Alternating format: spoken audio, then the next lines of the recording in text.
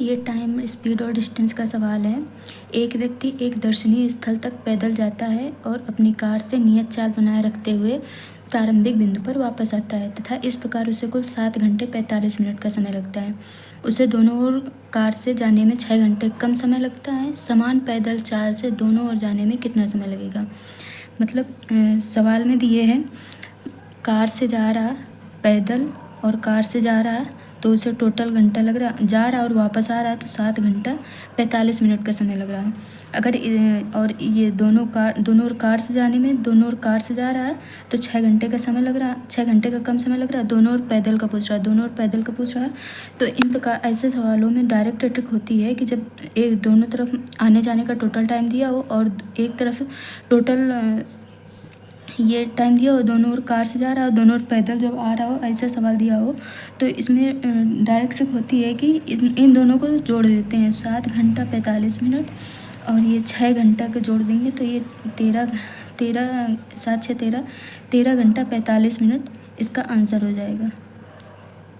सवाल है, एक ट्रेन ने एक समान गति से एक निश्चित दूरी तय की। यदि गति 6 किलोमीटर प्रति घंटा अधिक होती तो 4 घंटा कम लगते। यदि गति 6 किलोमीटर प्रति घंटा कम होती तो 6 घंटा अधिक लगते। ट्रेन द्वारा तय की गई दूरी क्या है? जब इस तरह का सवाल दिया हो कि समान गति से एक निश्चित दूरी, यानी कि दूरी निश्चित है और ये अंतर दिया है समय का, तो इस प्रकार के सवालों को सॉल्व करने का फॉर्मूला होता है D बराबर S1 इंटू S2 अपॉन दोनों चालों का अंतर, यानी कि S1 अंतर दोनों चालों का इंटू टाइम, जो भी अंतर दिया हो समय का। तो क्या कह रहा है, माना ये निश्चित दूरी तय की, दूरी समान है और ये माना चाल S है, 6 किलोमीटर प्रति घंटा अधिक होती है तो दूसरी चाल S + 6 अपॉन चालों का अंतर 6 किलोमीटर आ जाएगा इंटू ये समय का अंतर 4 दिए है। अब ये दूरी समान है तो ये बराबर कर देंगे। इसकी गति क्या है, 6 किलोमीटर प्रति घंटा कम होती है तो पहले माना S चाल 6 किलोमीटर प्रति घंटा कम हो गई अपॉन अंतर कितना आ जाएगा, 6 गुणा समय का अंतर कितना है, 6 घंटा। अब इसको सॉल्व कर लेंगे तो 6 से 6 कटेगा, S से S कटेगा, 2 दूना 4, 2 तियाँ 6। इसको सॉल्व करेंगे 2S + 12 बराबर 3S - 18। तो S की वैल्यू कितनी आ जाएगी, 3S में 2S जाएगा S और ये जुड़ जाएगा 30। तो S की वैल्यू 30 किलोमीटर प्रति घंटा। अभी S की वैल्यू किसी भी एक इक्वेशन में रख देंगे तो दूरी आ जाएगी। तो दूरी क्या आ जाएगी, 30 और ये 30 + 6, यानी कि S की जगह 30 रखेंगे ना, 30 + 6 गुणा 36 अपॉन 6 अंतर गुणा 4। तो 2 तियाँ 6, 2 दूना 4, 3 से काटेंगे 10, 10 गुणा 36, 10 गुणा 36 360 गुणा 2 720 किलोमीटर। यही हमारा आंसर है।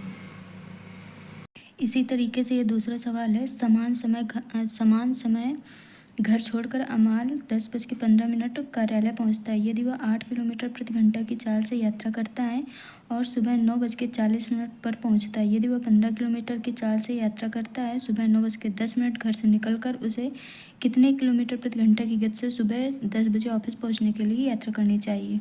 तो देखिए, ये S1 दिया है, ये S1 की वैल्यू और ये S2 का मान, और ये इधर 10:15 पे पहुंच रहा है, 9:40 सुबह पहुंचता है।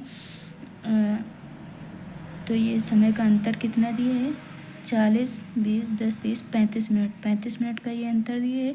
तो वही वाला फार्मूला लग जाएगा, D बराबर, दूरी निकालेंगे, D बराबर S1 कितना है 8, S2 कितना है 15 बटा समय का चालों का अंतर कितना है 7 गुणा समय का अंतर 35।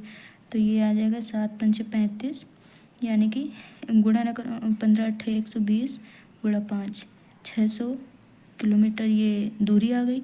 अब हमसे पूछ रहा है 9:10 घर से निकल रहा है तो कितने किलोमीटर प्रति घंटा की गति से उसे 10 बजे ऑफिस पहुंचने के लिए यात्रा करनी चाहिए? तो 9:10 पर निकल रहा है, 10 बजे पहुंचना है तो ये कितनी देर में पहुंचना है, 9 10 से 10, तो ये कितना समय का अंतर, 50 मिनट में पहुंचना है। तो ये समय की वैल्यू है, T बराबर 50 मिनट में पहुंचना है और ये दूरी कितनी है, दूरी है 600 किलोमीटर। तो चाल बराबर दूरी बटा समय 50, ये काटेंगे 12, ये आंसर हो जाएगा 12 किलोमीटर प्रति घंटा। यही आंसर है। अगला सवाल है, एक बस स्कूटर से 20% तेज यात्रा करती है। दोनों एक ही समय पर बिंदु P से शुरू करते हैं और बिंदु P से 60 किलोमीटर दूर एक ही समय पर बिंदु Q पर पहुंचते हैं। हालांकि रास्ते में बस स्टेशनों पर रुकते समय बस को करीब 10 मिनट का समय लग गया। बस की गति क्या है? तो कह रहा है बस स्कूटर से 20% तेज यात्रा कर सकती है। तो 20% की वैल्यू क्या है, मतलब फ्रैक्शन में क्या है, 1/5। तो ये हो गई बस, ये हो गई स्कूटर, इसकी स्पीड का रेशियो दिया है। बस जो बस है स्कूटर से 20% तेज यात्रा करती है। तो स्कूटर यदि 5 है तो बस की गति 6, ये स्पीड है। तो टाइम का रेशियो क्या हो जाएगा, 5/6, 5/6। अब वो कह रहा है रास्ते में बस स्टेशनों पर रुकते समय बस को करीब 10 मिनट का समय लगा। बस को यहाँ पे हमारे हिसाब से कितना टाइम लग रहा है, एक नहीं, वो कह रहा है 10 मिनट का समय लग रहा है। तो ये बस की गति, बस का समय कितना है, 5। तो 5 की वैल्यू क्या हो जाएगी, 50 मिनट। अब इसको 50 मिनट को अगर घंटे में बदलेंगे तो 50/60 से 60 से भाग करेंगे तो ये 0 कट जाएगा, यानी कि 5/6 घंटा आ जाएगा। अब पूछा है समय बस की गति क्या है, तो दूरी कितनी है, 60 किलोमीटर। तो गति आ जाएगी 60, चाल बराबर दूरी बटा समय होता है, दूरी बटा बस का समय कितना है, 5/6।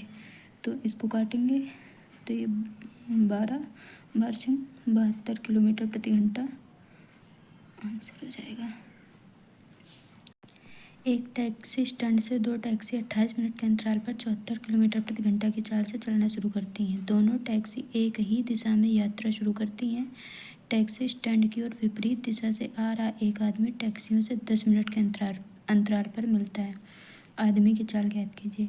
जब इस तरह के सवाल दिए हुए हैं तो इसमें दोनों के पहले जो भी दिया हो समय दिया है तो समय का रेशियो निकाल लेते हैं। तो ये है आदमी और टैक्सी, तो समय का रेशियो क्या है, आदमी के समय कितना दिया है, 10 मिनट, और इधर 28 में से 10 घटाएंगे तो ये 18 मिनट। ये 28 है, ये 10 है, 28 में से 10 घटाएंगे तो ये 18 मिनट आ जाएगा। तो वही 18 मिनट टैक्सी का समय है। इनका रेशियो निकालेंगे, 2×5 = 10, 2×9 = 18, 5:9। तो चाल का अनुपात क्या हो जाएगा, 9:5। दिया है टैक्सी की चाल दी है 74 किलोमीटर प्रति घंटा। तो टैक्सी की चाल 74 किलोमीटर प्रति घंटा। तो ये 5 की वैल्यू 74 है, तो 1 की वैल्यू यानी कि ये 14.8 गुना है। तो ये पूछा है आदमी की चाल क्या है, 9। तो 9 की वैल्यू भी 14.8 गुना हो जाएगी, यानी कि 133.2 किलोमीटर प्रति घंटा। यही आंसर है।